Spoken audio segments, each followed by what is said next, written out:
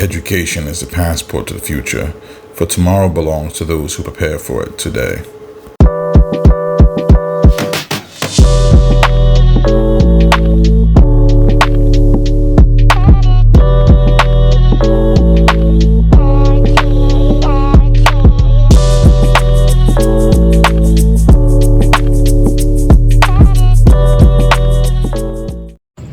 Hey guys, Professor Presbury back with another episode of Hey Professor, the show where we talk about healthcare management and business management. That is so much easier. I'm so glad I did that. I'm your Professor Javon M. H. Presbury, doing another video with you guys really quickly. I was doing a video on a couple tips. I want to say like 5, probably a couple more than that. A couple tips on how to become management. A lot of people want to become management, but they don't really know what that entails. So I'm going to do these tips for you guys, and I think that'll really work out and help you have the mindset if that's what you want in the future. Tip number 1, master all of your core tasks and roles. What I mean is a lot of people want to be manager, but they're not really completely mastered in their own current realm. You can't want to be management when you haven't even mastered just being a regular worker. You have to manage and master the tasks that you are already assigned as a worker before you think about management. Tip number 2, dressing the part or looking the part, I should say. My father always had a saying, and that is, dress for the job you want, not the job you have.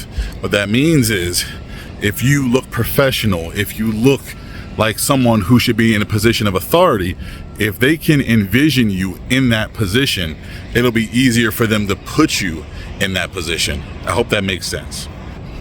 Take on additional tasks and responsibilities.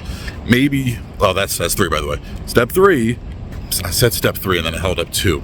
Step 3, and I'm the professor, right? Step 3, take on additional tasks and duties. What you're going to want to do is, if you've mastered your tasks, like I said in step 1, go to your leadership, go to your supervisor, go to your manager and say, hey, listen, I want to expand. I want to learn how to do X, Y, Z. I want additional functions. It always is helpful to know how to do more, and management's always looking for someone who can fill roles and fill gaps that may exist. Your management team will take it as a positive that you're showing the initiative and volunteering to learn something, to cover another task, and you're also putting yourself out there and saying, hey, you know what, I'm valuable, I can do more than I'm doing, I would like to learn more. Tip number 4, be social. As much as that seems weird, there is a social component to management. I've known people who worked for 20, 30 years and kept their head down and did good, solid work and were kind of passed over as if they didn't exist. You know why? Because they didn't have much of a presence. It really does matter if you're in a management space, or you want to be in a management space, if people know who you are. People should start to know who you are before your management, if at all possible. Therefore, when you become management, it's an easy transition. People can say, oh, you mean so-and-so? Yeah. Oh, they're supervisor now? Oh, that's great. No, they're a good catch. I've seen, and I've actually mentored people who were honest to God clerks, put themselves out there, went to some meetings, kind of got their face out there in the public, became a supervisor, became a manager, and they're currently, I think, a assistant director.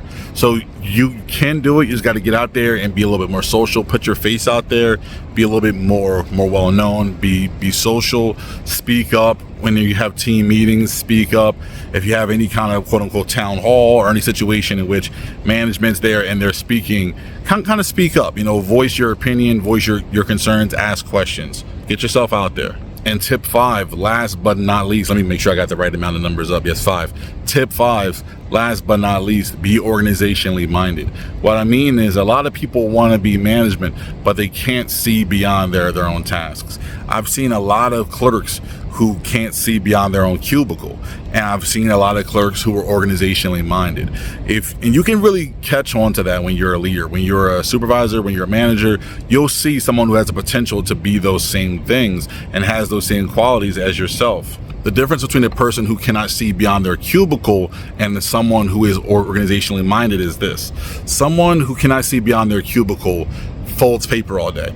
And they're not concerned with why they fold paper. They're not concerned with where the paper goes. They're not concerned with what happens with paper after they fold it, how the paper even got to their desks, or what it really does for the organization. They don't really care. They're just, 9 to 5, I'm here to clock out, let me fold some paper, and then I leave. An individual who is organizationally minded will understand not only how that paper got to their desk, they understand the importance of folding that paper. They understand what that paper that they're folding does for the organization. If you're wondering, I'm not being like literal. I'm just saying, like, as an example, right?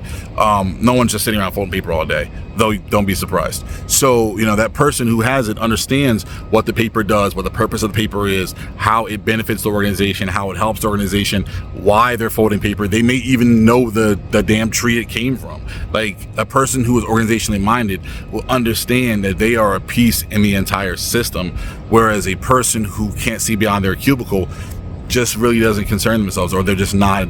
They're either not interested. You know what I mean? Again, guys, that was a quick one, Professor Presbury. I hope this helped. Have a good one. Bye.